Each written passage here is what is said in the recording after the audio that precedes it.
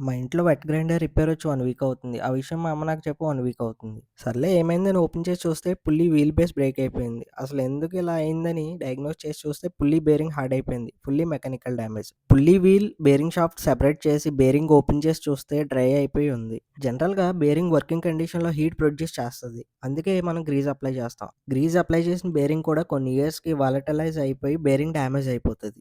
Hard అయిపోయిన బేరింగ్‌ని ఆయిల్‌తో clean చేసి, గ్రీజ్ అప్లై చేసి మళ్ళా రీస్టోర్ చేసేసాను. డ్యామేజ్ అయిపోయిన పుల్లీ వీల్ బేస్‌కి 4 సైడ్స్ హోల్స్ పెట్టి 1 ½ inch flat head fully threaded స్క్రూస్‌తో వీల్ బేస్‌ని ప్రాపర్ అలైన్‌మెంట్‌తో సెట్ చేసి స్క్రూస్ టైట్ చేశాను. నట్స్ టైట్ చేసేటప్పుడు ప్రాపర్ అలైన్‌మెంట్‌లో లేకపోతే గ్రైండర్ వర్కింగ్ కండిషన్‌లో వైబ్రేషన్స్ వచ్చి మరలా డ్యామేజ్ అయ్యే అవకాశం ఉంది.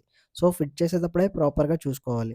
ఎలాగో ఓపెన్ చేశాం కదని మోటార్ అండ్ కెపాసిటర్ ఎక్స్టర్నల్‌గా చెక్ చేసుకున్నాను, క్లీన్ చేసుకొని, పుష్ బటన్‌లో ఆయిల్ వేసి క్లీన్ చేసుకొని, బాడీ కవర్ స్క్రూతో ఫిట్ చేసి టెస్ట్ రన్ చేసేసాను.